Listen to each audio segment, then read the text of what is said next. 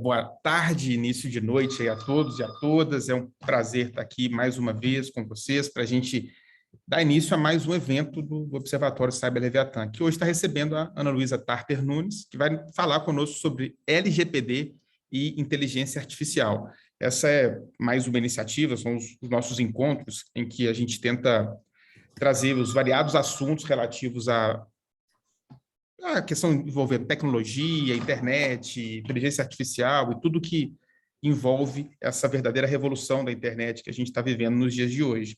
Só queria, de antemão, fazer uma divulgação aqui que no dia 5, ou seja, depois de amanhã, a gente vai ter o nosso segundo colóquio nacional, que vai debater temas envolvendo tecnologia e eleições. A primeira palestrante é a ex-ministra Luciana Lócio, que foi ministra do TSE durante alguns anos, 2011 a 2017, e provavelmente já na semana que vem a gente deve receber a ministra Carmen Lúcia, do STF, também para falar sobre a proposta do novo Código Eleitoral e como que a tecnologia está impactando as novas regras que a gente está recebendo. O link de inscrição já está lá disponível no nosso Instagram, na bio, então quem se interessar, fique à vontade, o evento também será gratuito, haverá emissão de certificado e será realizado aqui, a inscrição é pelo Simpla e a gente faz da mesma forma como a gente está fazendo o evento de hoje. A coordenação desse colóquio ficará a cargo da professora Edilene Lobo e, enfim, estão todos convidados e convidadas aí, vai ser um prazer receber todo mundo para discutir esse tema também que é bem relevante, eleições e tecnologia. Foi muito importante na última eleição, não só no Brasil como no mundo, e imagino que a próxima talvez tenha uma repercussão ainda maior. Então, ficam todos e todas convidados. Só para fazer uma breve apresentação da Ana Luísa Tarper Nunes, ela é doutoranda em Direito pela UNB e foca sua pesquisa na área do Direito e Inteligência Artificial. Além disso, ela é mestre em Direito Constitucional pelo Instituto Brasiliense de Direito Público, o IDP, com bolsa integral viabilizada pela CAPES. Além disso, ela é diretora adjunta de apoio à Universidade, Pesquisa e Projetos do Instituto Brasileiro de Política e Direito do Consumidor, Brasilcom, autora do livro Execução do Direito Individual Homogêneo pelo Autor Coletivo, a prescindibilidade da segunda fase do processo. Foi colaboradora também do Gazeta Jurídica. Então, é um prazer a gente receber aqui. Vocês estão vendo que o pessoal altamente gabaritado que vai nos brindar aí com seus conhecimentos hoje sobre LGPD, inteligência artificial. Antes da gente começar, eu queria passar a palavra ao professor Bolzan, para que faça aí a sua introdução e receba a nossa convidada. Tenham todos um bom evento. Lembro a todos que está sendo gravado e que vai ser disponibilizado posteriormente na nossa plataforma no YouTube, no nosso canal Cyber Leviatã. Um abraço, bom evento a todos. Obrigado, Alisson. Boa noite, pessoal. Bem-vindos, bem-vindas. Prazer ter conosco hoje a Ana, que eu não a conheci, não a conheço pessoalmente, pelo menos, né, fisicamente, mas pessoalmente pela realidade virtual, né? Mas um prazer tê-la conosco.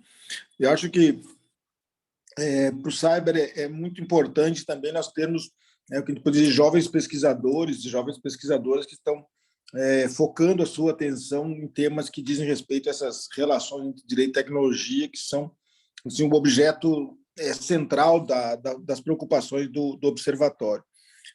Então, eu queria dar as boas-vindas, dizer da nossa satisfação. É prazer contar com você. Espero que agora, né, se torne uma parceira permanente do Cyber. Também quero dar um abraço aqui ao meu ex-aluno, né, hoje nosso parceiro também, Tarcísio Dalmar Jardim, que será um dos nossos participantes nos eventos do Cyber proximamente, e dizer também da nossa satisfação de tê-lo, né, por aqui conosco. Um abraço e é tudo contigo, Ana. Tá certo, boa noite. Primeiramente, obrigada, Alisson, aqui pela apresentação. Muito obrigada, professor Bolzan, aqui pelo convite também. Aqui, realmente agradeço a todos os participantes. Queria fazer uma recomendação a respeito do Dr. Tarcísio, quando ele for palestrar. Confesso que eu não sei bem qual seria o tema, mas creio que deve ser bastante interessante, especialmente por conta da sua especialidade em direito internacional. Essa questão de tecnologias, inteligência artificial, enfim, a gente já estava comentando aqui antes do início da gravação, que é uma temática que é transversal não só nas diferentes áreas do direito, mas também nas diferentes modalidades, nas diferentes matérias, né? como história, antropologia, psicologia, marketing, enfim. Então, eu acho que vai ser uma apresentação bastante interessante. E vou acabar fazendo também uma propaganda da minha colega Fernanda Lage, que também foi orientando do professor Fabiano. Acho que as duas apresentações, essas três, na verdade, são de extrema relevância. E, enfim, elas realmente só têm a acrescentar. Eu estou com uma proposta de apresentação aqui de tratar, né, da correlação da LGPD e da inteligência artificial. Eu estava inicialmente comentando que realmente essa temática ela é extremamente abrangente, então apesar da gente tentar delimitar as conversas, os assuntos aqui discutidos o máximo possível, mesmo dentro da LGPD, a gente ainda tem que fazer alguns determinados cortes. Isso porque meu maior foco aqui diz respeito a uma responsabilidade, ou seja, qual seria o regime jurídico que vai ser aplicado no caso de um dano. Isso envolve diversas temáticas, como vai ser aqui apresentado. A gente tem que tratar do conceito de inteligência artificial, como esse conceito é transportado para o direito, como ele é interpretado pela via da responsabilidade civil e quem que vai ser o responsável de acordo com a legislação vigente. Então, sinto-se à vontade para interromper isso daqui, mais uma vez, como até pautado pelo professor Bolzan. Eu acho muito interessante se tratar de um diálogo aqui. Mas eu vou começando justamente pelo conceito de inteligência artificial, porque apesar do direito que está realmente sendo influenciado pela realidade, a gente ainda tem um apego muito forte a nomenclaturas. Então, quando a gente vê o conceito de inteligência artificial apresentado, comumente ele é utilizado, ele advém da ciência da computação. E ela conceitua ele como uma tentativa, um ramo da ciência da computação que busca simular, emular, imitar a inteligência humana. E essa questão de imitar, emular a inteligência humana já causa um certo revés no âmbito jurídico. Isso porque a ciência da computação, quando você tenta analisar a fundo, eles não se preocupam tanto com a nomenclatura, com o conceito de inteligência artificial. Eles se preocupam muito mais com o resultado do que essa preocupação eminentemente jurídica de buscar de forma exaustiva, de forma fática e fechada e hermética de todos os conceitos que são apresentados.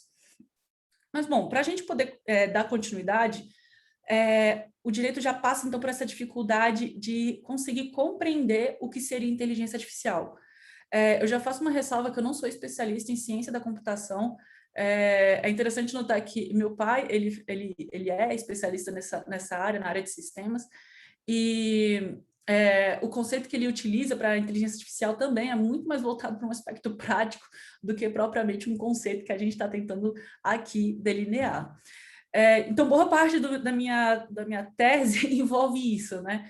A discussão, a demonstração de diversos conceitos de inteligência artificial e a demonstração também de que eles são, não digo insuficientes para as outras áreas, mas eles mais suscitam dúvidas do que soluções para a área do direito. Então, a questão aqui, quando a gente está tratando de imitar, por meio de um programa de computador, a inteligência humana, a gente teria que compreender o que é inteligência e como que essa imitação se dá. Então, aqui entram diversos conceitos, como um software, como o algoritmo, e aqui a gente pode compreender que, na verdade, você está programando o computador para seguir uma determinada receita. Eu gosto muito de um exemplo que foi utilizado de que todo tipo de receita, como uma receita de um bolo, pode ser considerado um algoritmo. Isso nada mais, nada menos é uma sequência de passos que devem ser seguidos para chegar a uma determinada solução, decisão, ou enfim, resultado final. E quando a gente está tratando aqui de algoritmos de inteligência artificial, o que a gente usa, o que a gente processa, são dados. E esses dados eles vão passar por diversas etapas para chegar num determinado resultado. E é por isso que, quando a gente tem uma atividade repetitiva, ele é mais fácil de ser identificado. Então, quando aqui o professor Fabiano tratou do projeto Victor, por exemplo, a gente não está aqui tratando da inteligência artificial como um substituto, um novo ministro, né? Aqui só para fazer uma explanação do projeto Victor, foi implementado no âmbito do Supremo, justamente para auxiliar os tomadores de decisão, os ministros, os analistas, a organizar as peças e elaborar de forma mais, vamos dizer, célere, mais rápida, os seus votos. Então, aqui não se trata propriamente de você substituir a inteligência humana, mas é, na verdade, um instrumento, um acessório para justamente auxiliar a atividade humana de cognição. Então, como a gente tem diversas etapas que se repetem continuamente, esse é o melhor enquadramento que você pode ter para utilizar a inteligência artificial. Você insere os dados, eles vão seguir uma determinada quantidade de etapas que vão estar programadas e descritas no algoritmo, e vai sair um determinado conhecimento, uma determinada informação que vai poder ser utilizada para uma tomada de decisão, ou então para, enfim, classificar alguma determinada categoria, um determinado banco de dados. Perfeito? Fica um pouco mais confuso, mas fica um pouco melhor quando a gente tem exemplos práticos, né? Eu só queria realmente reforçar bastante essa questão, por que a gente trata tanto da LGPD quando a gente trata da inteligência artificial? Porque a base, a gente chama de input da inteligência artificial, são justamente isso, são os dados. São eles que vão ser processados, que vão gerar o input, que vai ser a informação, o conhecimento, a sabedoria, a partir desse processamento. Então, quando a gente trata da LGPD, a gente trata justamente dos dados que são pessoais.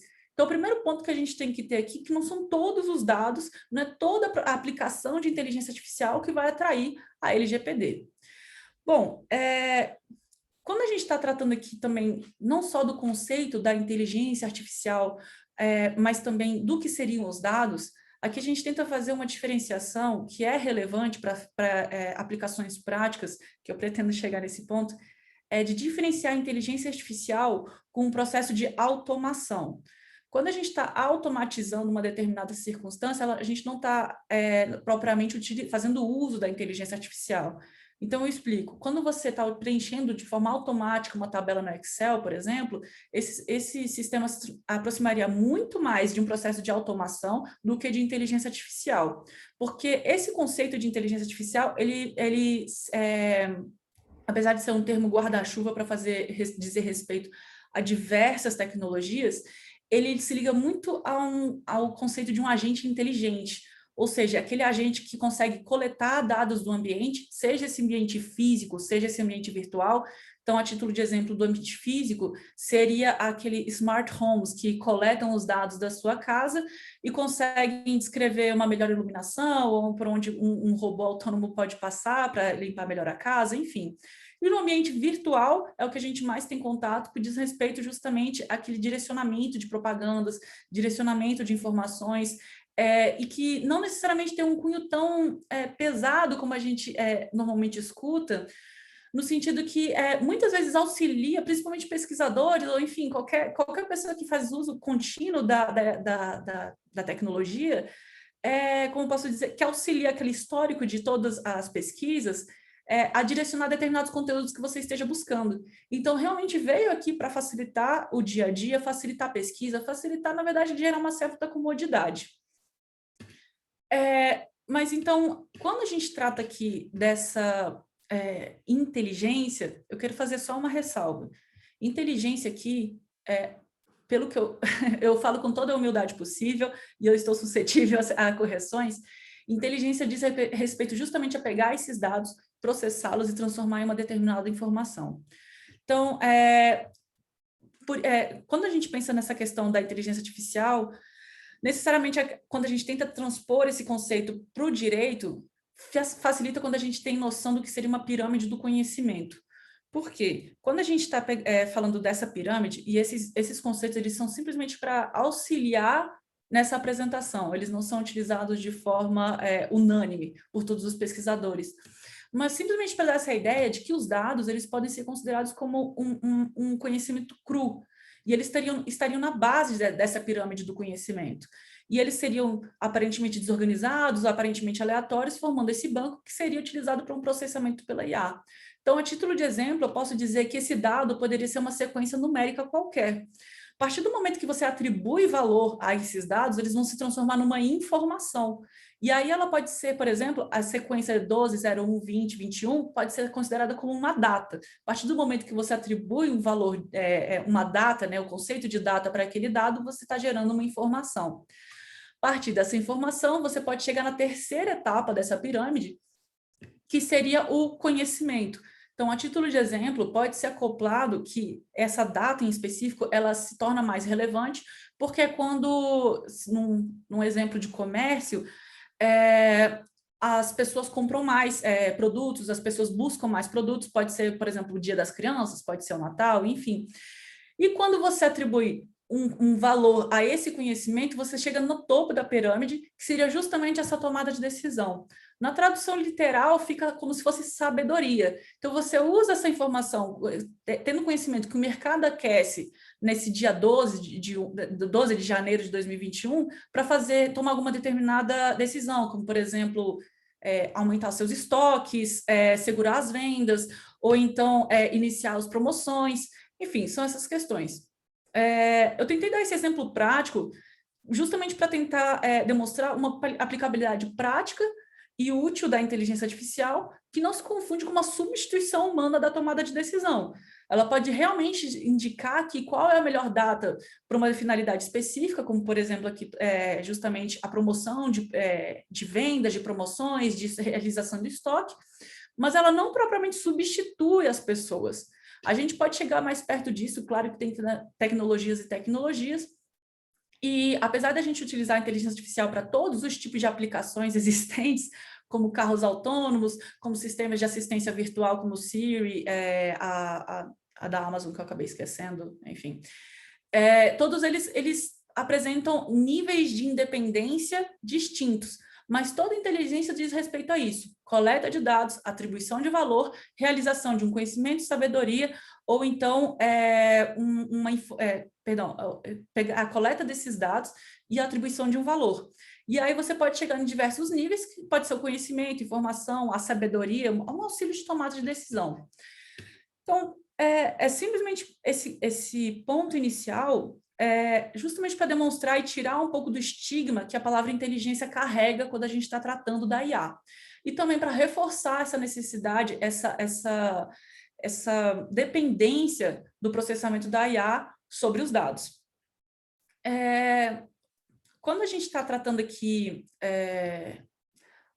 do emprego, propriamente dito, da inteligência artificial, como eu dito no início, a ciência da computação, que a gente está tentando importar, né, na verdade, o conceito da ciência da computação para o direito, ela se preocupa muito mais com o resultado do que propriamente com o conceito aqui que a gente está tentando delinear. A questão é que, tomando isso como pressuposto, grande parte das coisas que movem a produção de conhecimento dizem respeito ao que move o mercado.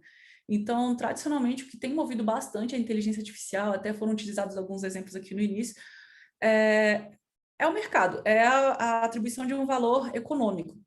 Então, acaba que a relevância dos dados com a inteligência artificial busca melhorar a experiência do consumidor.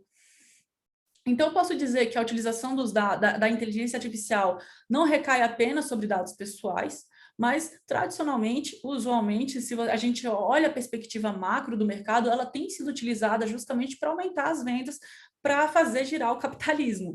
Nesse sentido, o emprego da inteligência artificial, ele tem se voltado justamente a coletar dados das pessoas, dados de consumidores, e tentar fazer um direcionamento de propaganda, uma formulação de um produto ou serviço que seja pessoal, que seja personalizado. Isso a gente pode ver o tempo todo.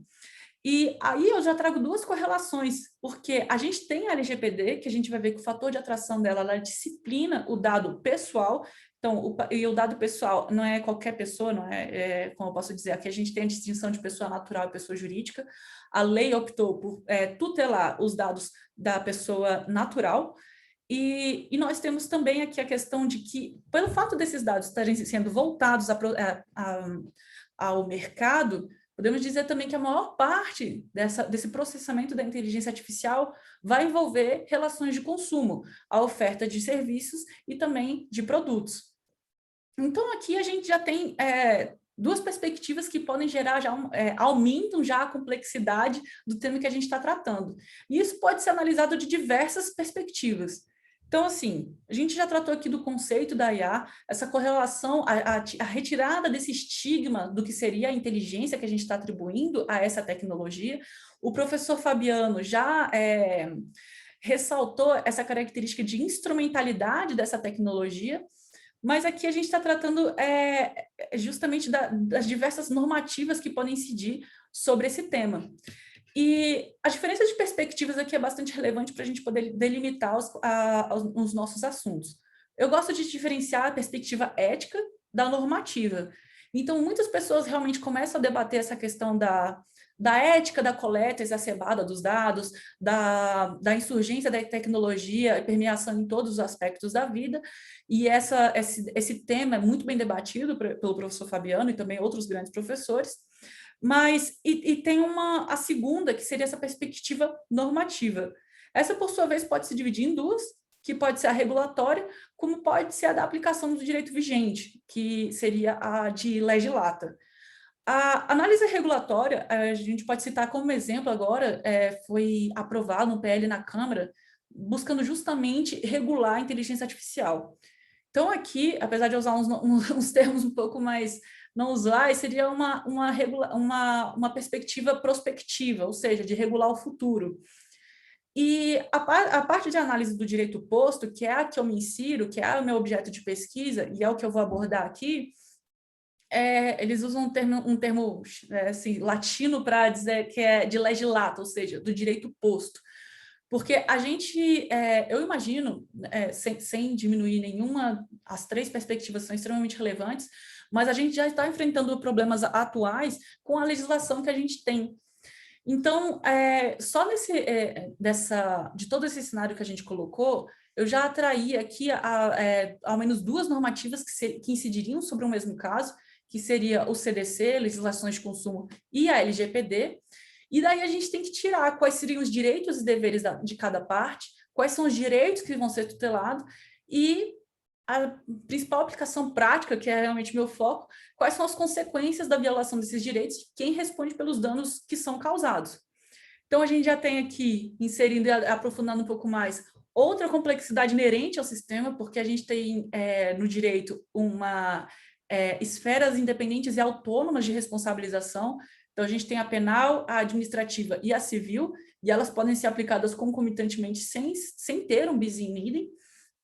E, ao mesmo tempo, a gente tem diversas legislações esparsas regulando o mesmo tema. Então, aqui eu já dei esse direcionamento que boa parte da apresentação que vai dizer respeito justamente à análise da LGPD e do CDC, justamente porque eles estão muito intrínsecos. Eu confesso que na minha análise eu não consegui vislumbrar circunstâncias em que a LGPD incide, mas o CDC ficou afastado.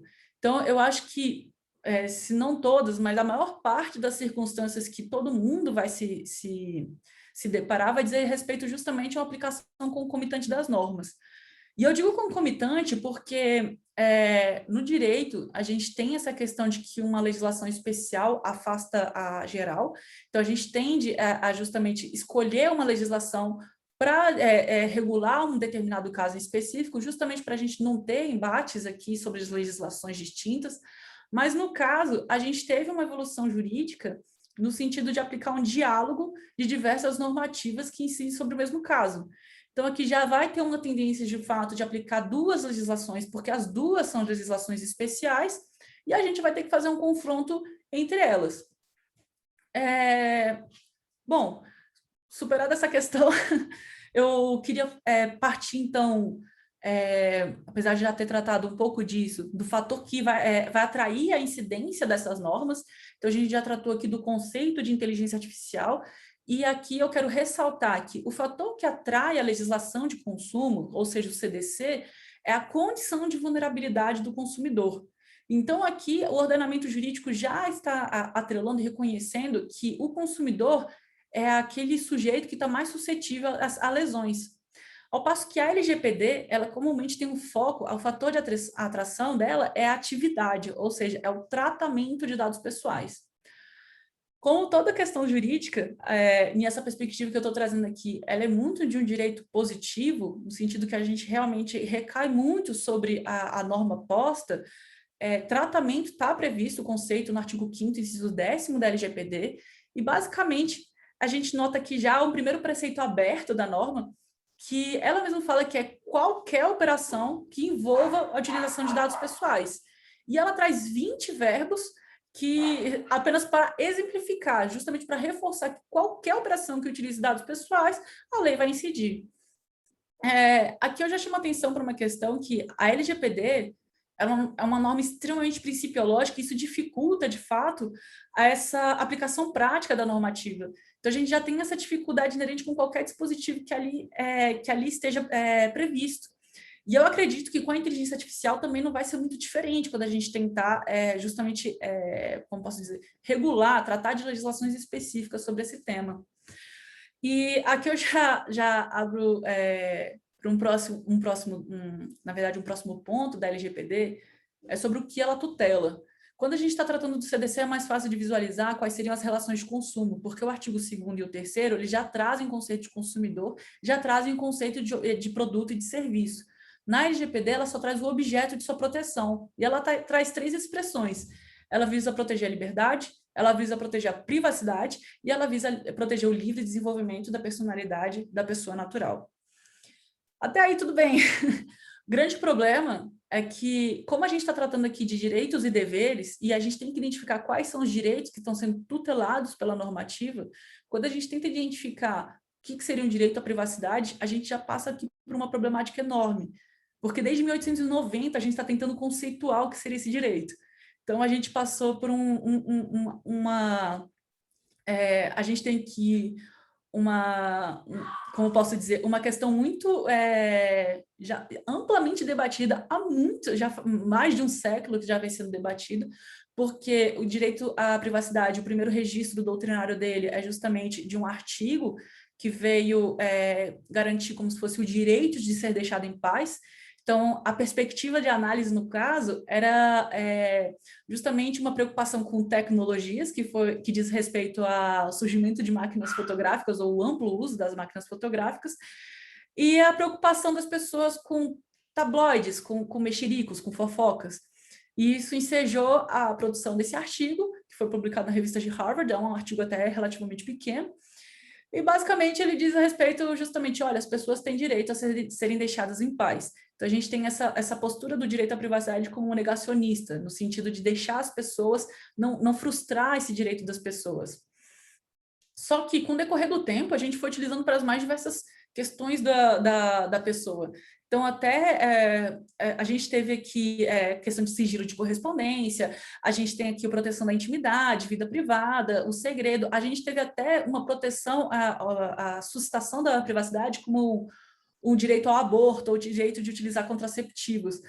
Então, essa ampla gama de terminologias, ela tem um contexto histórico que levou até muitos doutrinadores a constituírem que ela, na verdade, é um termo extremamente dinâmico, extremamente subjetivo, e ele varia conforme o tempo, conforme o lugar.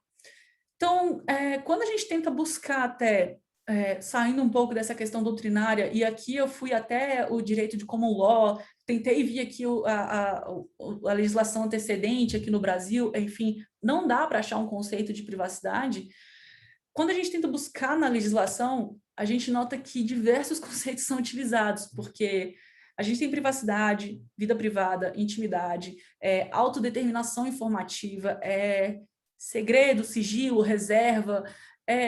Então, a gente tem diversas terminologias que não auxiliam no conceito de privacidade, e, na verdade, a gente ainda tem até a defesa de umas pessoas, de alguns doutrinadores que carregam aquele preceito, Dr. Bolzan, de que não há palavras, o direito não utiliza palavras sem explicação, na verdade, a legislação não tem palavras chulas, por assim dizer, todas elas têm uma explicação, uma conceituação própria.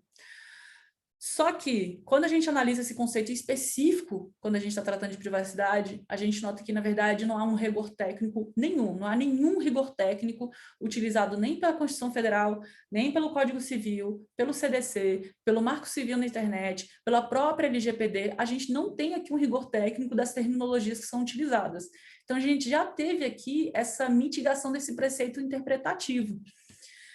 E, bom, eu estou só colocando problemáticas aqui, eu só quero dizer aqui, chamar a atenção para um doutrinador brasileiro, que é o Doneda. Ele tentou conceituar a privacidade, que foi amplamente aceito, ele se tornou uma referência aqui no Brasil, que ele disse que a privacidade, o conceito de privacidade ainda é atrelado àquele direito de ser deixado só, mas que ele evoluiu agora para a tutela de dados pessoais, justamente nesse contexto da proteção aos dados que são num contexto de avanço das tecnologias. Aqui, eu mais suscitei todas as questões que estão gerando divergências. Ela se torna extremamente maçante até para as pessoas que são operadoras do direito, e a utilidade prática delas para outros ramos do direito, ela acaba demonstrando que é um fim em si mesma. Não que elas sejam irrelevantes, mas a gente não pode deixar de aprofundar outras temáticas, porque essa em si não está plenamente resolvida, ou plenamente decidida de forma uniforme. Então, eu sei que a gente tem aqui, tirando diversas zonas cinzentas, eu posso apontar, sim, alguns consensos, na verdade, só para situar aqui que a gente está tentando tratar aqui justamente do âmbito de incidência, qual é o direito protegido pela LGPD, justamente para a gente entender o que vai ser o objeto de tutela quando a gente estiver tratando da inteligência artificial. E o primeiro consenso que eu quero trazer aqui é que os avanços da tecnologia, que começam desde 1970, já demonstra-se uma preocupação doutrinária justamente com essa preocupação da proteção dos dados que dizem respeito às pessoas. Então, é interessante que a gente tenha até decisões que são bastante antigas, que utilizam terminologias que a gente utiliza hoje. Então, a gente teve uma ADI do Supremo Tribunal Federal que analisou a medida provisória que envolveu o IBGE, a utilização de dados, que foi apreciada no passado, e as mesmas terminologias foram utilizadas em 1983 pelo Tribunal Constitucional Alemão, que diz respeito justamente às novas tecnologias, o poder de processamento de dados e identificação de dados das pessoas, demonstrando que, na verdade, não tem nenhum dado que seja insignificante. Quando você utiliza diversos dados, você pode chegar a uma descrição muito, muito boa, muito próxima daquelas pessoas. E um outro conceito, que apesar de parecer unicamente doutrinário, ele tem uma aplicação prática, é que a privacidade ou a proteção de dados pessoais, enfim, os conceitos que foram utilizados, eles integram os direitos da personalidade. São direitos que dizem respeito à pessoa. E a importância disso é um outro desdobramento, é que os direitos da personalidade, eles são tradicionalmente tomados pelo direito como uma projeção da dignidade da pessoa humana. Toda essa conclusão que é extremamente abstrata, finalmente a gente chega num ponto que ele é concreto, que diz respeito à consideração da privacidade, como todos esses desdobramentos, é que a sua violação vai ensejada no moral. Então, aqui, eu já estou dando um conceito maior da preocupação de conceituar quais seriam esses direitos, justamente porque é a partir deles que a gente consegue formular uma questão de quando vai ser necessário o oferecimento de uma compensação a título de danos morais. E aqui eu já faço um esclarecimento, né? Quando a gente trata de dano moral, a gente já teve uma evolução aqui que ela não foi sentida em todos os âmbitos jurídicos, mas quando a gente trata, em toda a aplicação prática em todos os tribunais, é que tradicionalmente, quando a gente falava em dano moral, a gente associava muito a uma dor, a demonstrar que a pessoa sentiu vergonha, a demonstrar que a pessoa está constrangida, que ficou reprimida, que, enfim, que sofreu algum tipo de abalo psíquico. E isso se tornou problemático porque a gente não tem um conceito unívoco de dor. Tem pessoas que são mais sensíveis, tem pessoas que são, enfim, mais tolerantes e tudo. E o direito se preocupou com isso e buscou uma fundamentação maior que garantisse uma segurança jurídica. E por isso que teve essa evolução da doutrina para atrelar o dano moral a um conceito que, apesar de mais abstrato, se torna mais concreto, que diz respeito justamente à identificação dos direitos da personalidade. Então, é por isso, daí a importância também de a gente fundamentar essa questão, se debruçar, vamos assim dizer, desses conceitos que são abstratos, mas eles geram consequências práticas, especialmente para os operadores do direito e também para aquelas pessoas que estão utilizando os dados e querem evitar justamente uma possível ação de reparação que seja um dano moral. Numa outra perspectiva, apenas voltando um pouco sobre esse conceito, eu queria só apresentar uma perspectiva que seria mais pessoal, para justamente dar um pouco mais de um aspecto um pouco mais concreto com relação ao que a LGPD protege, é que muita gente passa despercebida essa última expressão de que a LGPD tem o objetivo de proteger o livre desenvolvimento da personalidade da pessoa natural. Aqui uma conceituação, na verdade, eu acho que é uma percepção do legislador que a gente tem um perfil digital que não se confunde com os perfis de plataforma social. Na verdade, a gente de Facebook, de Instagram, enfim, não é um perfil social, de rede social, é um perfil digital mesmo. Ou seja, são os diversos dados que são coletados que formam, como posso dizer, o nosso ser, e esses dados são utilizados para diversas aplicabilidades e utilidades práticas do dia a dia, como concessão de crédito, a realização de contratos de seguro, concessão de planos de saúde, até entrada em outros países, ou então, como vem sendo comumente utilizado em processos seletivos para contratações profissionais. Então, é uma tradução daquela ideia de que seus dados são você. Então, como a gente fica mais sujeito a decisões automatizadas, isso realmente deve ser um objeto de preocupação do direito, eu acho, isso numa perspectiva minha, que a gente desdobrou o direito da privacidade numa como posso dizer, numa garantia de que você pode, um direito de realizar-se e um direito de relacionar-se. Então, quando a gente garante esse livre desenvolvimento da nossa personalidade, a gente garante tanto que eu posso escolher quais dados que não vão ser compartilhados, numa tradução do que seria o direito de ser deixado só, como já remeteu ao artigo de 1890, mas também o direito de poder influir nos dados que são coletados e que formam esse meu perfil digital, ou seja, a forma como eu quero me relacionar com as outras pessoas. Então, e aqui o objetivo maior, eu não acredito que seja possível, ou até mesmo recomendável, a gente tentar obstar a coleta dos nossos dados, mas eu acho sim que a gente tem que garantir meios para que a gente possa proteger as pessoas, que elas possam determinar como que esse perfil vai ser formado, justamente para evitar julgamentos e discriminações que sejam injustificadas. Aqui eu chamo a atenção para essa palavra do injustificado, porque julgamento e discriminação ocorrem o tempo todo, e muitos deles são legítimos, muitos deles são amparados pelo direito. O que a gente quer aqui evitar, e a perspectiva que a gente deve ter quando a gente analisa a inteligência artificial pela perspectiva da LGPD, é justamente evitar que os julgamentos que sejam tomados sejam justificados.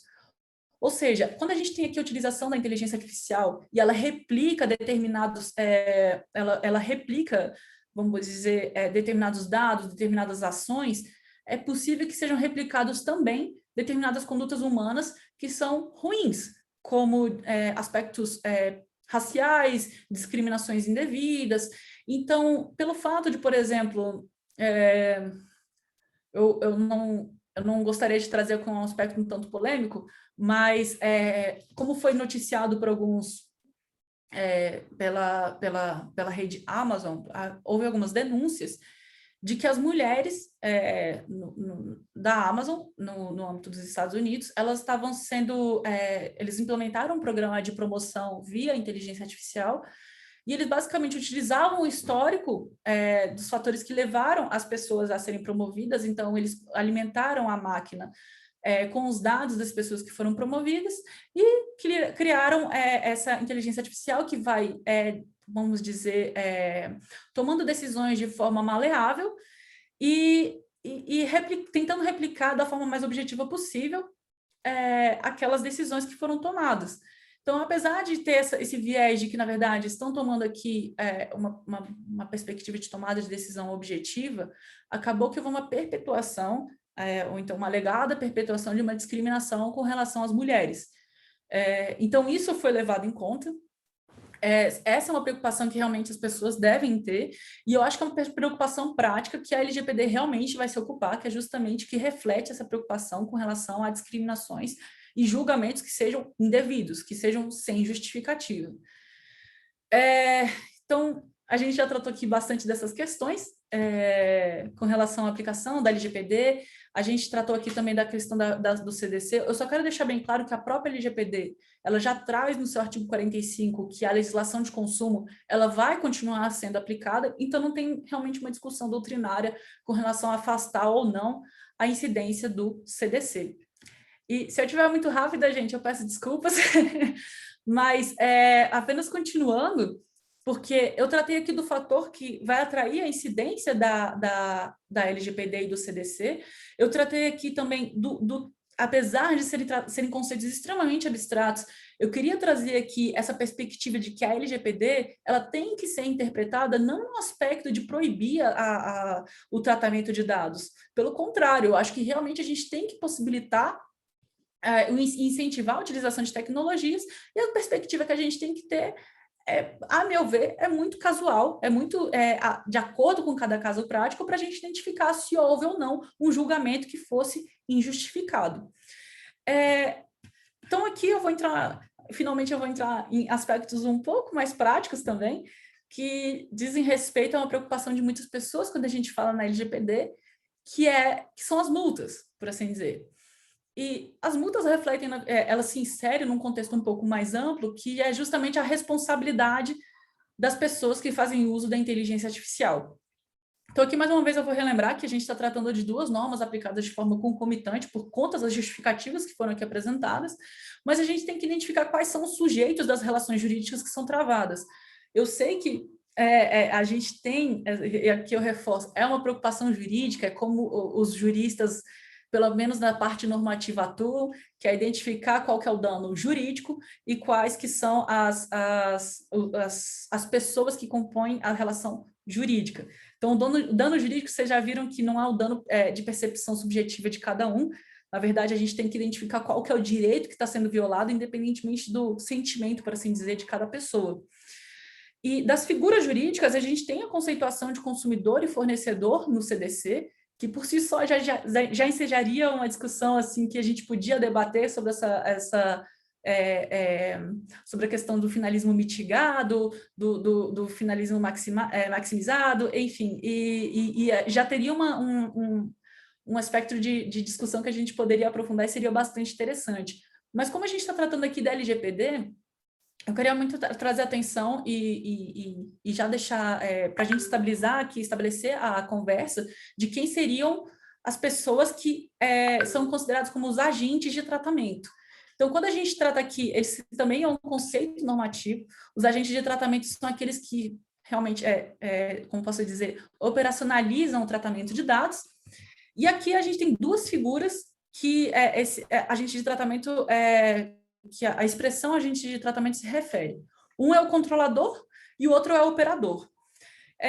O controlador, gente, é quem toma as decisões a respeito do tratamento de dados, ao passo que o operador é quem realiza o tratamento de dados.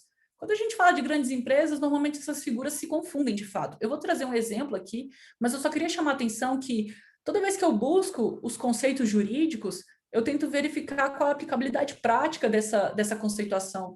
Então, eu estou apresentando aqui qual seria a figura do controlador e do operador, justamente nessa perspectiva de identificar qual pessoa que vai ser a responsável, qual deles vai ser responsável, e quando que vai haver solidariedade, ou seja, quando que os dois vão responder por um determinado dano que vai ocorrer. Então, aqui, para deixar uma exemplificação, um exemplo um pouco bobo, mas de que seria o controlador e o operador, a gente pode imaginar que uma empresa, uma loja de sapatos, por exemplo, uma loja física, que almeja ingressar no comércio eletrônico. Desculpe. Então, vamos imaginar que é uma empresa que ela pode realizar essa atividade por meio da delegação de determinadas atividades a prestadores de serviços. Então, a gente tem aqui já uma preocupação com a plataforma virtual, que pode ser prestada por uma empresa específica, desculpe, uma outra plataforma que vai fazer a gestão de pagamentos, uma outra que vai ter que tratar da logística, perdão, gente, do armazenamento, da entrega dos produtos, e uma outra que possivelmente vai ser utilizada justamente para fazer uma publicidade e um marketing a partir dos dados que são coletados do site que vai ser, da plataforma que vai ser realizada. Então, aqui eu trouxe, acho que quatro exemplos de atividades que podem ser delegadas para diferentes empresas, e aqui a gente vai ter o controlador, vai ser essa loja de sapatos, que vai determinar como os dados vão ser utilizados, e a gente tem esses 4 outros operadores que vão ser justamente essas figuras que vão realizar o tratamento de dados. Um que vai coletar os dados do histórico de compras para fazer um direcionamento de propagandas, para otimizar a entrega, dos seus produtos, ou seja, a gestão de logística, de armazenamento e entrega. Então, a gente tem diversos exemplos aqui que a gente pode apontar cada um deles, como é que a inteligência artificial se enquadra, mas o que importa aqui é a gente identificar quem é o operador e o controlador. Só para um adendo, temos aqui, às vezes, uma confusão, não é muito usual, mas assim, só para deixar bastante claro, a LGPD traz uma terceira figura, que é o do encarregado. O encarregado, ele não é tratado no aspecto na disciplina de responsabilidade da LGPD, ele é simplesmente um agente que vai agir como uma interface, um canal de comunicação entre os titulares de dados, o controlador e a Autoridade Nacional de Proteção de Dados. Então, eu visualizo ele mais como uma figura, como se fosse um ouvidor, do que realmente um operador, um agente de tratamento. Então, aqui, eu apresentei esses conceitos, eu realmente, eu peço desculpas estar tratando tanto de aspectos conceituais aqui, a gente gosta tanto de tratar de aspectos práticos, mas eles têm essa relevância justamente para a gente poder analisar casos concretos. Mas, assim, quando a gente consegue identificar quais são os agentes de tratamento, a gente consegue identificar que são eles, que são os sujeitos responsáveis, aqueles que vão responder pelos danos decorrentes do tratamento que vai ser considerado irregular, e também são os sujeitos a quem vai ser direcionado as sanções administrativas, isso que é justamente a maior preocupação assim, que é suscitada, que diz respeito às multas que vão ser aplicadas pela autoridade nacional. Então, aqui a gente já tem essa distinção, eu não quero que sejam confundidos com o encarregado, perfeito? Mas, como a gente já identificou que quais são os agentes, a gente tem aqui o titular de dados, que a gente já viu que só pode ser uma pessoa natural, os dados da pessoa jurídica, não é que eles sejam irrelevantes, mas eles vão ser tratados em uma disciplina específica, que normalmente envolve aqui proteção de propriedade intelectual, enfim, realmente é uma disciplina apartada. E a gente tem aqui os agentes de tratamento que vão ser os fornecedores, ou então que podem ou não coincidirem com os agentes de tratamento. E a partir dessa perspectiva, a gente já tem o direito que está sendo tutelado, o objeto de tutela do direito, os agentes que estão envolvidos, a gente pode identificar qual que seria o regime jurídico que seria aplicado no caso de um dano, ou seja, no caso de um desses direitos que a gente mencionou ser violado. E aqui entra uma polêmica que eu acho que eu estou chegando quase na parte final do trabalho, que diz respeito a justamente qual que é o regime de responsabilidade que vai ser aplicado. Em primeiro lugar, eu quero distinguir aqui, a LGPD ela não trouxe disciplina de responsabilidade penal, ela optou, foi uma opção, na verdade, a gente já tem vários exemplos de legislações esparsas que vão tratar justamente desse aspecto penal da utilização de dados pessoais, e ela trouxe dois regimes, um de responsabilidade administrativa e outro de responsabilidade civil. Quando a gente trata de responsabilidade civil, a gente está tratando de reparação, de compensação. A gente indeniza o dano material e a gente compensa o dano moral. E no âmbito administrativo, a gente trata muito mais de uma conformação de uma atuação. Então, a gente tem as multas, a gente tem as advertências, a gente tem a suspensão de tratamento de dados, que elas vão ser aplicadas, o agente responsável, na verdade, melhor dizendo, o agente competente vai ser a Autoridade Nacional de Proteção de Dados. Aqui eu já adianto que pode haver alguma divergência doutrinária, mas já é um consenso de que a única entidade que pode aplicar essas sanções vai ser justamente a ANPD. Então, o Ministério Público, outras associações não poderiam aplicar essas sanções administrativas que estão previstas na LGPD. Então, focando aqui, direcionando um pouco mais a nossa discussão para a responsabilidade civil, a gente tem algumas problemáticas. A primeira é que, quando a gente trata de responsabilidade civil, basicamente a gente analisa 4 elementos, independentemente da legislação que está sendo aplicada. A gente analisa o fato, o dano, o nexo causal e também a intenção do agente, que a gente chama de elemento subjetivo. Na legislação de consumo, a gente tem o regime da responsabilidade pelo fato. Quando a gente fala fato de serviço, a gente está falando de acidente de consumo. O acidente ocorre quando um determinado produto ou serviço não vai oferecer uma segurança esperada. Então, é aquele produto que não simplesmente deixou de funcionar. É aquele produto que atingiu a incolumidade física da pessoa. Pode ser física ou da própria pessoa, ou então aspectos materiais colaterais. Então, a título de exemplo, só para deixar bem claro, a gente pode tomar a questão do aparelho celular que não funciona. Se ele simplesmente não funciona, ele vai ser tratado pelo regime de vício do produto. Aqui a gente está tratando de acidente. Se esse produto, se esse celular, ele explode e ele não me machuca, mas ele, vamos dizer, ele danifica meu computador que está aqui do lado, então ele ainda assim, mesmo que minha incolumidade física não tenha sido atingida, ele vai ser tratado como fato. Então, só para deixar essa situação um pouco clara, que às vezes ela pode gerar um pouco de divergência. Quando a gente tem aqui, fazendo a incidência da legislação de consumo, a gente tem que essa responsabilidade ela vai ser objetiva. Isso significa dizer que a gente não vai analisar a intenção do agente. A gente não analisa aqui se o fornecedor teve intenção ou não de machucar a pessoa. Eu imagino que a pessoa que me vendeu o celular, esse mesmo celular que vamos dizer que explodiu, não tivesse a intenção de me machucar. Mas mesmo assim, eu posso ingressar com uma ação pedindo a indenização ou compensação pelos danos que eu sofri. E esse aspecto com relação à responsabilidade objetiva já gera divergência na LGPD, porque aqui a gente tem, em primeiro lugar, que a LGPD ela tem a disciplina da responsabilidade civil no artigo 42, e ela diz que o controlador ou o operador, ou seja, um ou outro, que em razão do exercício do tratamento de dados que realizar, se ele causar dano a outrem em violação à LGPD, vai ser obrigado a reparar. Então, aqui, apesar desse dispositivo ser bastante claro, a gente já tem uma discussão doutrinária muito grande com respeito a justamente pessoas que identificam que a responsabilidade prevista na LGPD vai ser objetiva e pessoas que dizem que a responsabilidade vai envolver a análise da intenção de causar um dano ou então da culpa, da negligência daquela pessoa, do operador, que levou a causar aquele dano. E essa circunstância é bastante relevante, porque, a título de exemplo, na verdade, antes eu queria fazer um esclarecimento, já existe essa divergência quando a gente só trata unicamente da LGPD. Quando a gente traz a análise da inteligência artificial, que envolve a aplicação dos dois, essa complicação se agrava. Então, no PL, por exemplo, que foi aprovado pela Câmara, me fugiu o número dele, mas eu posso ir atrás, ele traz no artigo 6º dele que a responsabilidade das pessoas que operarem a inteligência artificial, ela vai ser subjetiva.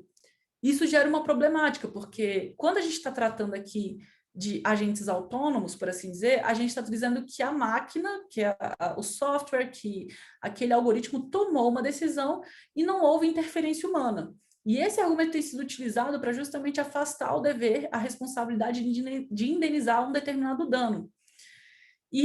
Então, assim, eu quero situar que, apesar desses conceitos serem extremamente abstratos, doutrinários e até mesmo maçantes, eu realmente compreendo, mas eles são necessários, é necessário que a gente enfrente eles justamente para a gente poder identificar como defender os direitos das pessoas que estão envolvidas e também como se proteger como fornecedor.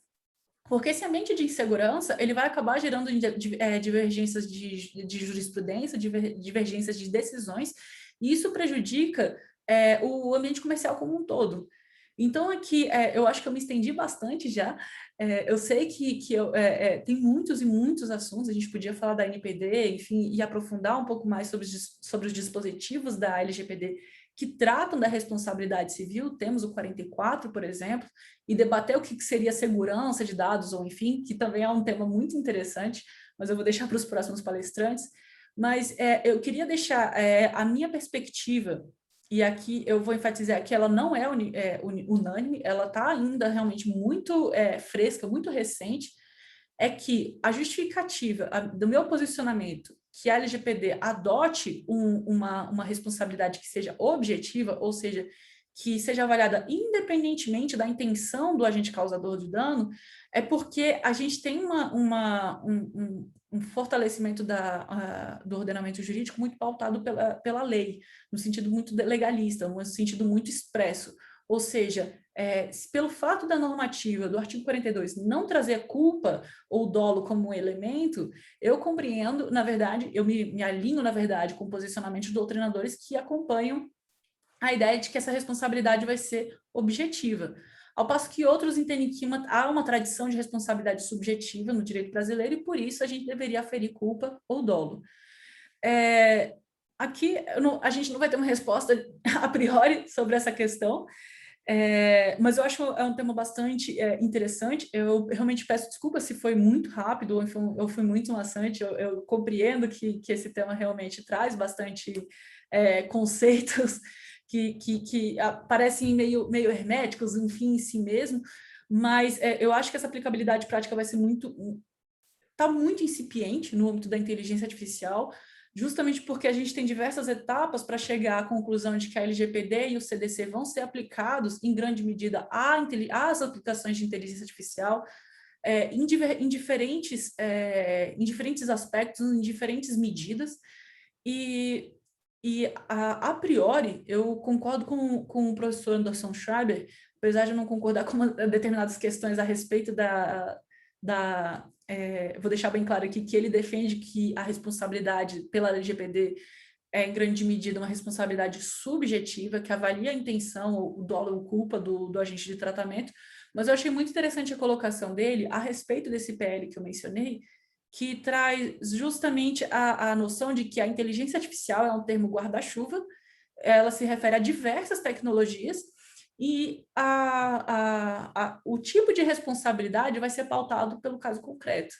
Então, não a priori a gente pode dizer que pelo fato de envolver inteligência artificial, haverá ou não a necessidade de avaliar o aspecto subjetivo do operador, daquela pessoa que criou, ou, enfim, programou a inteligência artificial, né? Eu queria só trazer um caso prático dessa questão. Houve uma decisão que eu vou tomar uma liberdade acadêmica para colocar como uma crítica, de modo algum não é uma crítica pessoal, é uma crítica só de fundamentação, que houve uma decisão que envolveu a análise como eu posso dizer, uma análise de fraude bancária, que foi realizada uma compra indevida e foi debitada uma compra indevida de um consumidor, e ao avaliar a necessidade de fazer uma repetição de indébito, foi decidido que, pelo fato do banco fazer uso da inteligência artificial, não haveria legislação aplicável ao caso a ensejar a determinação de a repetição do indébito. Então, no caso, a turma considerou que uma lacuna legislativa que não poderia ser suprida pela legislação atual e, portanto, restou sem amparo o direito daquele consumidor. Então, foi uma decisão isolada, mas eu acho que já é uma representação da importância do tema, das consequências práticas dessa questão. E eu eu passo a palavra aqui ao professor Bolzão e aos colegas que queiram comentar, justamente com todas essas reflexões, e já pedindo desculpas mais uma vez a respeito do aspecto maçante dos conceitos que foram apresentados. E é isso. Passo a palavra, doutor Bolzão. Muito obrigada pela oportunidade e paciência, gente. Bueno, obrigado pela fala. Muita coisa. Eu estou aqui anotando, fazendo pensando em diversas coisas que você tem proposto. Mas eu tenho assim, privilegiado os nossos ouvintes, os nossos participantes, claro, né, antes de qualquer coisa, que eu ficar aqui monopolizando. Né? Mas parabenizo a tua fala, a tua leitura do tema. É sempre importante, a gente estava conversando no início, ou seja, essa ideia de exatamente, né, trazer olhares diferentes. E eu vou deixar aberto aqui as perguntas, se alguém quiser fazer pelo chat ou quiser fazer oralmente também, sem problema. Né? Enquanto a Ana Luísa estiver disponível aí para conversar conosco. O doutor Rodrigo até comentou aqui, é o PL 21 de 2020. Obrigada pelo esclarecimento. Até o Fábio que colocou também As pessoas são muito rápidas aqui, gente, que maravilha, ó, tudo ao alcance aqui. Obrigada, Ana Carolina. Afirmou que não foi maçante, agradeço. Mas eu tô à disposição, gente, que vocês quiserem comentar aqui, debater, realmente vai ser bastante... Já está muito bom, na verdade, né? É sempre bom a gente conseguir debater e poder expor determinados temas e chamar atenção para algumas questões que eu particularmente achei bastante interessantes. Isso aí, não sei se alguém? Tarcísio? Se me permite, Claro. Primeiro, foi demonstrado que tudo que ela falou no início não era verdade, né? De uma extrema eloquência, né? E um conhecimento bastante alicerçado no que ela versou. Mas, se me permite, se você pudesse evoluir um assunto que vem sendo tratado, enfim, a respeito da responsabilidade, se você considera ou não a inteligência artificial ela mesma como um sujeito de direito. Ah, a pessoa pisa no calo das outras, né?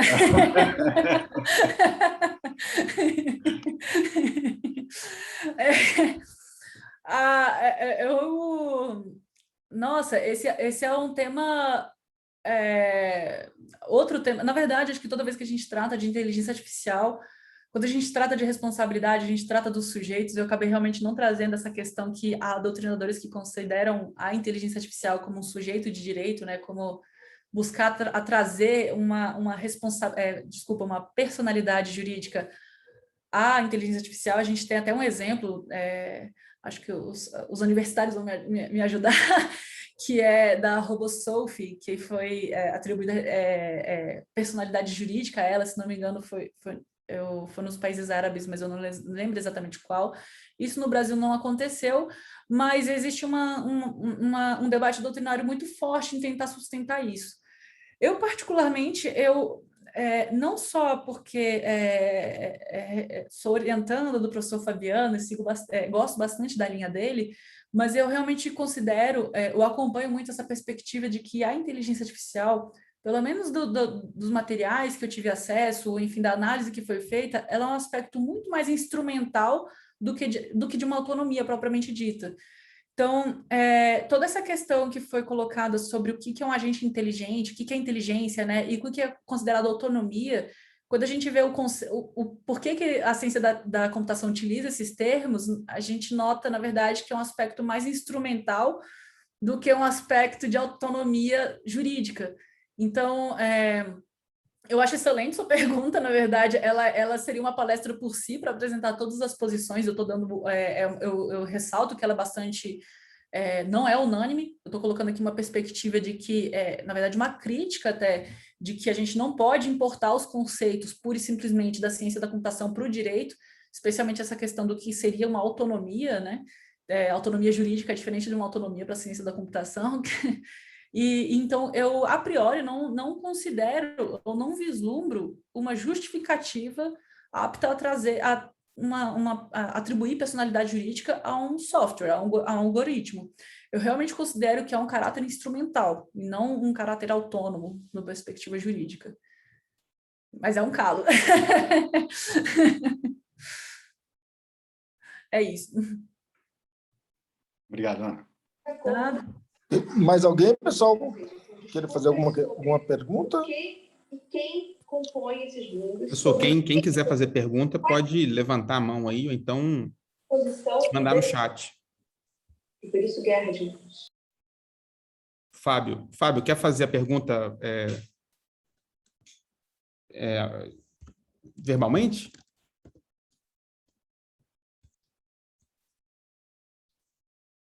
Acho que ele está digitando a pergunta.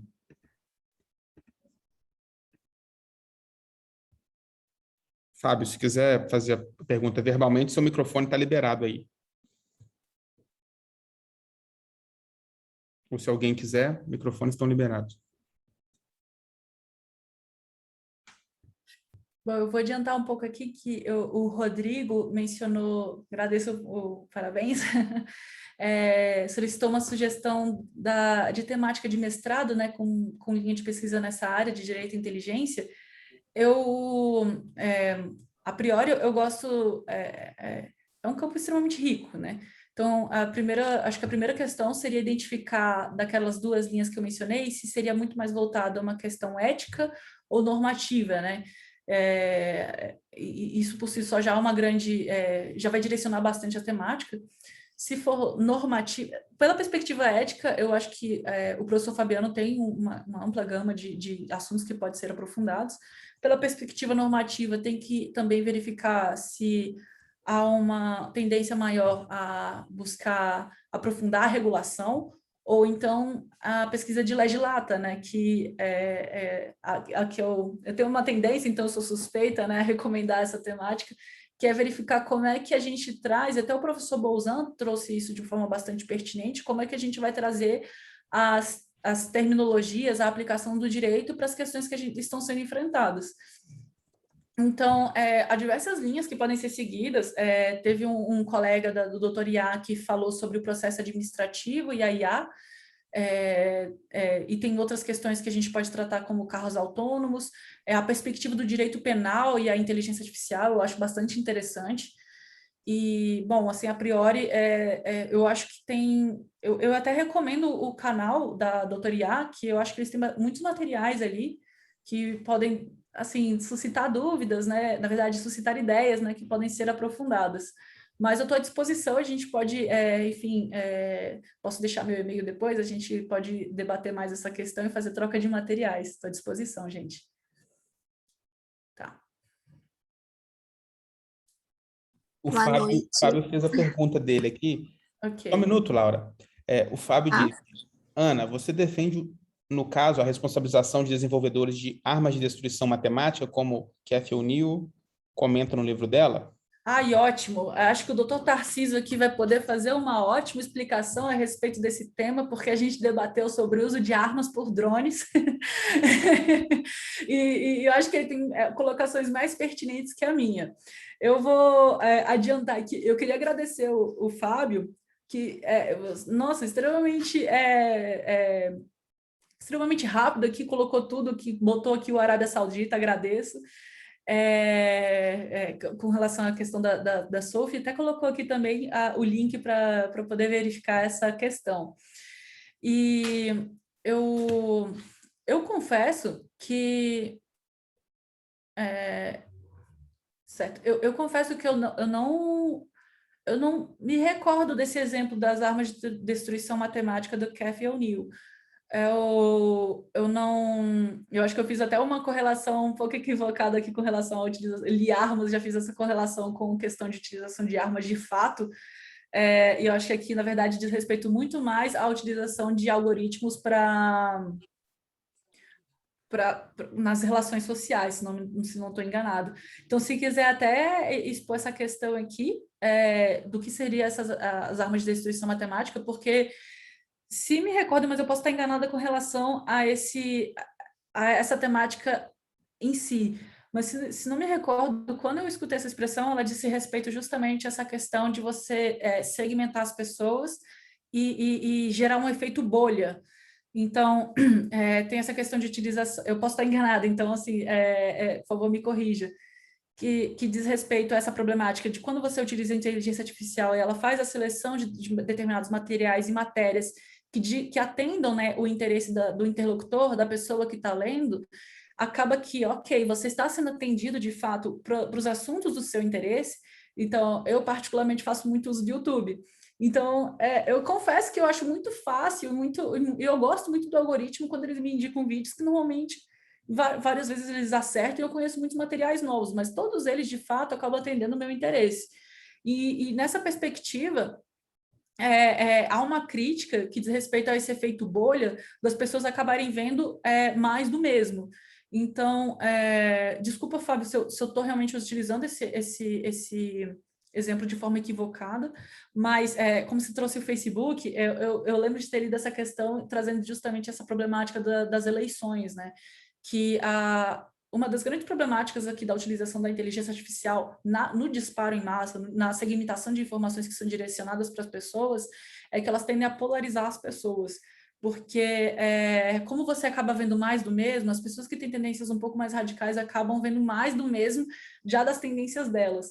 Então, a gente acaba não tendo como posso dizer, um intercâmbio de informações distintas e a gente acaba fechando os olhos para outras perspectivas. Isso é sentido bastante em temas mais polêmicos, como eleições, mas isso a gente pode tratar de diversas outras formas, com questões mais que dizem respeito à ética, como a questão de aborto, e isso gera uma perda do controle, basicamente, de fato, com relação às informações que estão sendo veiculadas. O próprio algoritmo o algoritmo em si não errou. Ele aqui está sendo utilizado como um instrumento e ele está dando esse resultado para o qual foi programado. Então, aqui é um pouco do meu reforço, no sentido que o algoritmo em si, ele não é o responsável, é quem o programou. E eu acho que esse é um debate muito grande, mas, particularmente, eu acho que ele se insere muito nessa questão ética, com uma interdisciplinariedade muito grande da psiquiatria, psicologia e antropologia. Mas eu acho que eu não sei se foi exatamente esse o problema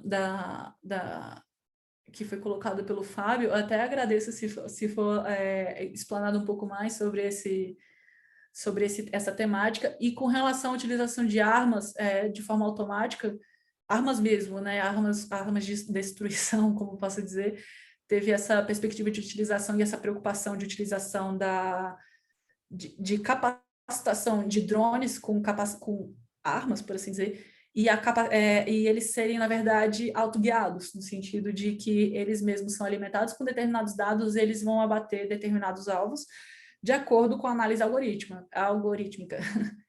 Esse tema é bastante polêmico, eu acho muito interessante.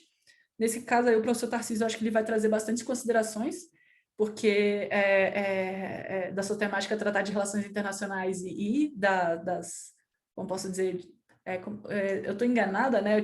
Na verdade, tratativas de guerras, né? E das regras que podem ser utilizadas. Eu não aprofundei essa temática, mas eu acho bastante interessante, mas, mais uma vez, ela se insere muito mais num debate ético, de fato, do que realmente jurídico. E eu acho que eu abri e expandi todo o tema do Fábio, eu não atendi o que ele perguntou. Peço desculpas, Fábio. Tá, acho que ele explicou aqui, só um minutinho.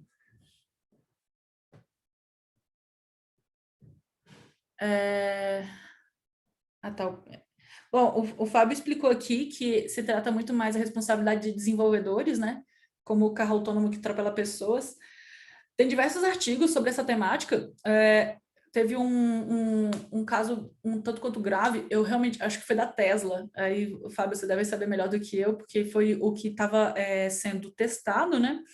E ele acabou gerando obrigada. Ele acabou ocasionando um atropelamento, né? No caso, a pessoa estava até assistindo um filme do Harry Potter, enfim, eu não sei porque eu guardo essas informações, né? Num evento tão trágico. Eu tenho uma opinião sobre essa questão. E ela, mais uma vez, ela não é unívoca, né? Quando a gente está tratando de uma responsabilização civil, eu trouxe aqui, na verdade, só 2 diplomas normativos, que foi o Código de Defesa do Consumidor e também da LGPD. Aqui, quando você analisa, eu vou entrar num aspecto um pouco mais maçante em termos, como posso dizer, de conceituais, porque essa é uma problemática incrível, eu acho que ela é válido ser aprofundado, porque quando você trata do conceito de produto, a gente sabe que a Tesla comercializa carros, e ela quer utilizar o carro autônomo justamente para uma comercialização. Então, ela está testando um produto justamente para poder colocar ele no mercado. Automaticamente, a gente pode pensar que se trata de uma relação de consumo. Então, se esse exemplo, né, que aconteceu nos Estados Unidos fosse transposto aqui para a legislação brasileira, a gente, de início, poderia pensar que seria aplicável o CDC, teríamos aqui um fato do produto, seria regulado pelos artigos 12 a 14, e a gente teria aqui uma responsabilidade objetiva de tutelar aqueles danos, né, de reparar aquele dano que diz respeito a um infortúnio muito grande que causou a morte de um pedestre. Só que tem um problema, aí aqui é a questão da conceituação. Quando a gente coloca o conceito de produto, ele não isso eu senti bastante quando a gente está aprofundando essa questão, né, da atração da normativa. Não é porque é um carro que é um produto. Na verdade, aquele carro autônomo é um protótipo. Então, ele não foi colocado em circulação. Então, ele não está sendo vendido com habitualidade, ele não está no mercado, por assim dizer. É um protótipo. Então, se você seguir a risca a lei, esse caso ele não se enquadraria no CDC. E é muito interessante, eu tenho tratado desse caso em específico só para suscitar essa questão, que é um dos exemplos, vamos dizer, extremos, que aqui temos aqui um provedor, uma pessoa, um fornecedor, por assim dizer, mas que gerou um acidente que não é um produto, né? Não foi um produto que já foi oferecido no mercado. Então, aqui a gente teria a incidência, na verdade, em tese, do Código Civil, E a gente teria aqui aquela questão do risco-proveito. A gente poderia trazer aqui o 927, desculpa, que é o parágrafo único, que traz também uma responsabilidade objetiva, que é de um risco exacerbado que uma determinada atividade como posso dizer, que é inerente a uma determinada atividade, né? E aí aqui temos mais um debate que se poderia vir a ser aplicável o 927, parágrafo 1º, que traz a responsabilidade objetiva, se seria o caput do 927, que traz uma responsabilidade subjetiva, então aqui possivelmente a gente não teria o dever de reparar a pessoa, né, os familiares, porque não houve uma intenção propriamente da empresa de causar aquele acidente, não houve, ou talvez apenas se você pudesse comprovar que houve um desleixo, por assim dizer, né, uma culpa. E também a gente tem o artigo 931, que ele foi um pouco suplantado por conta do CDC, mas assim, ele ainda existe. Então, e a gente não discute a aplicabilidade dele, que diz respeito justamente a pessoas que põem em circulação um produto. Ele fala simplesmente põe em circulação, ele não diz comercializa.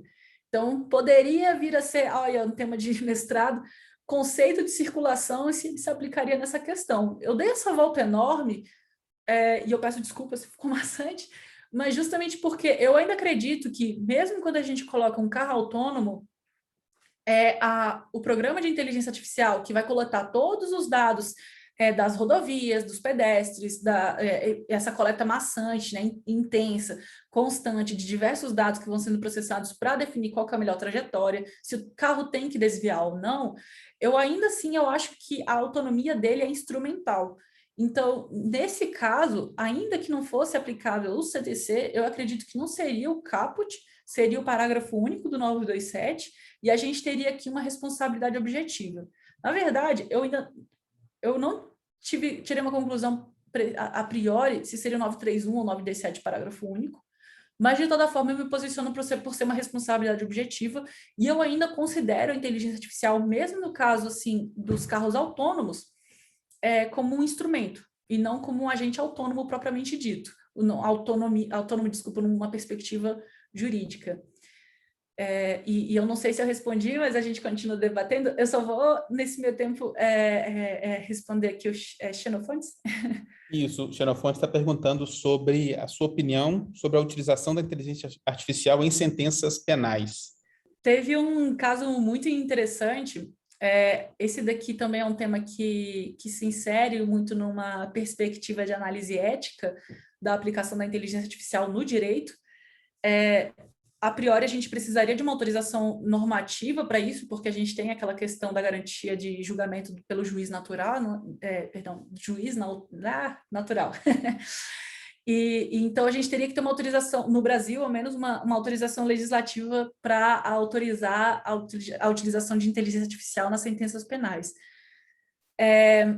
Na verdade, eu me adiantei, quando você colocou utilização da IA em sentenças penais, se a gente utilizar a IA como um suporte para o juiz decidir em si, não haveria um problema de, como posso dizer, de jurídico, no sentido de que a pessoa que está decidindo no final das contas vai ser o juiz. Ele só está se amparando na inteligência artificial para justamente verificar as melhores condições, enfim, todos aqueles dados que já culminaram naquele output, que é o resultado do processamento de todos os dados que serviram de input, para determinar se aquela pessoa seria condenada ou se haveria uma gradação ou não de penas.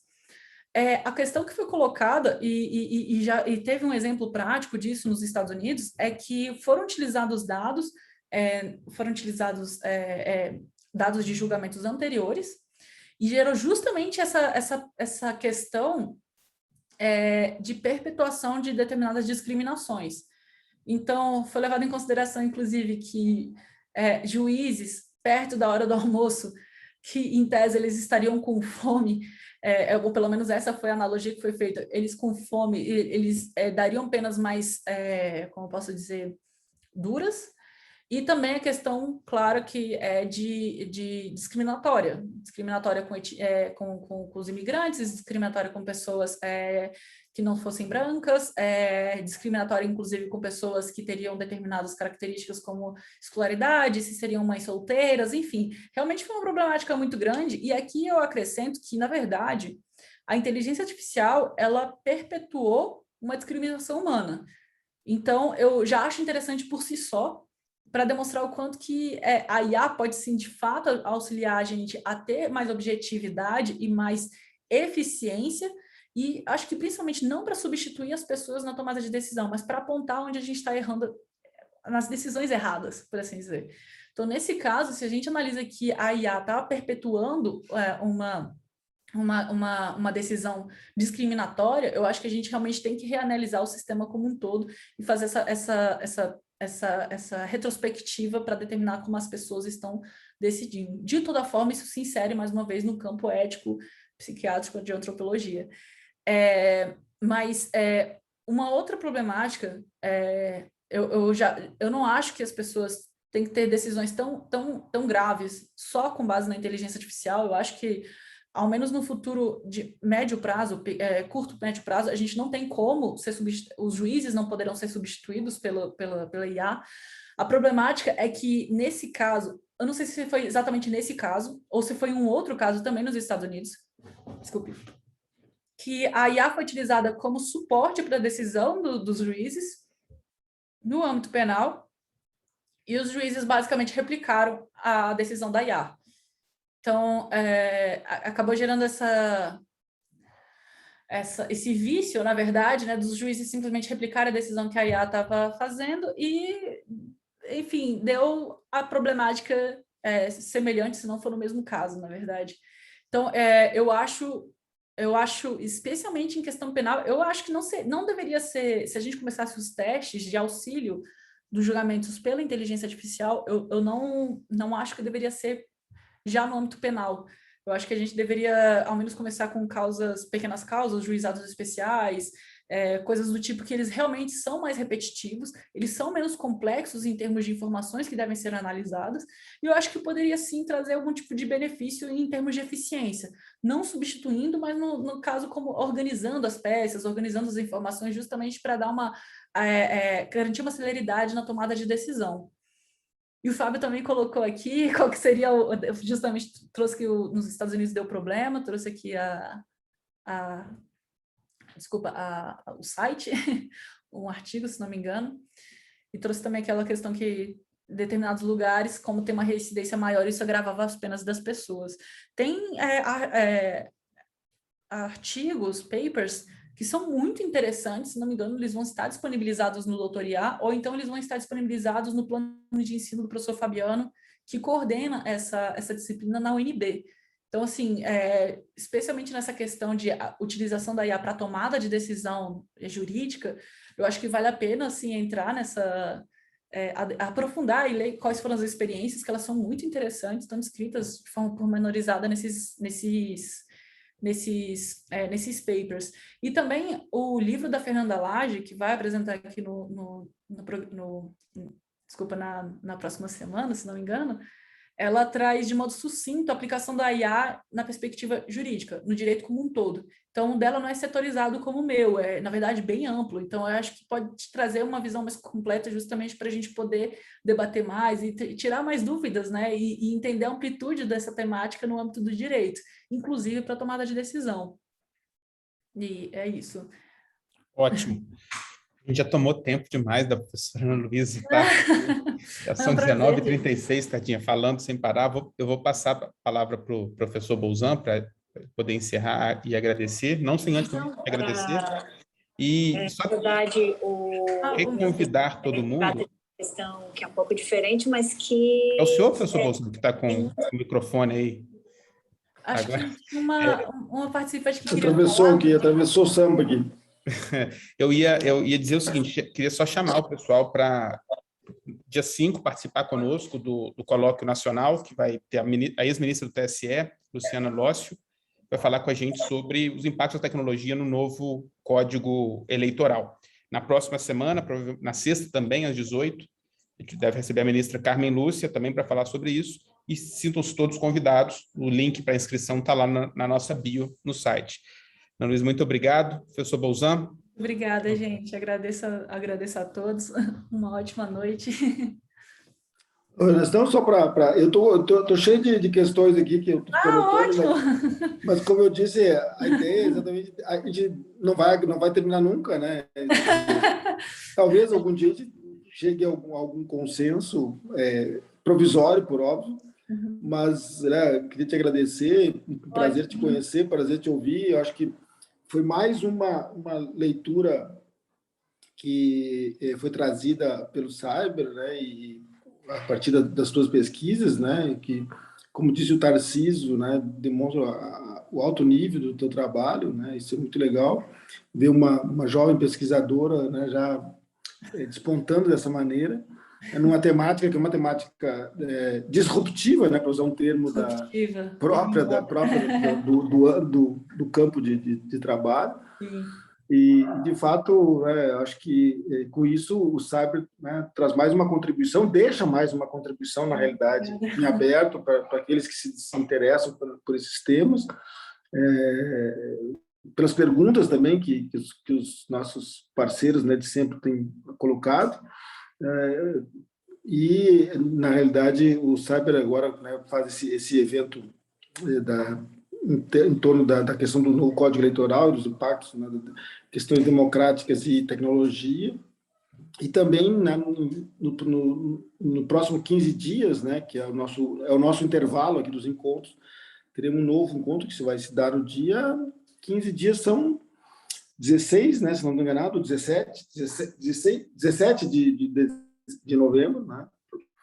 Teremos o nosso próximo evento, logo já disponibilizaremos o card específico, e mais uma vez teremos uma grande pesquisadora que vai estar conosco, e espero que todos também retornem aqui, né, nos acompanhem nesse nosso périplo em torno dessas questões, né, e dar um grande abraço no meu amigo Tarcísio Jardim, né, e esperamos também em breve a presença dele por aqui, e agradecer, né, mais uma vez a Ana Luísa, dizer que, né, contamos com teu retorno, né, com a tua parceria, né, novas pesquisas e novas respostas, novos problemas. Sim, com certeza. Mas estaremos sempre à disposição. Agradecer o Alisson por estar sempre como âncora do nosso evento, né, e sempre dando a infra aí necessária para que a gente possa realizá-los. E dar boa noite a todos, a todas. Contamos com vocês em breve. Um grande abraço. Obrigado, pessoal. Um abraço, gente. Muito obrigada. Boa noite. Boa noite. Tchau, tchau.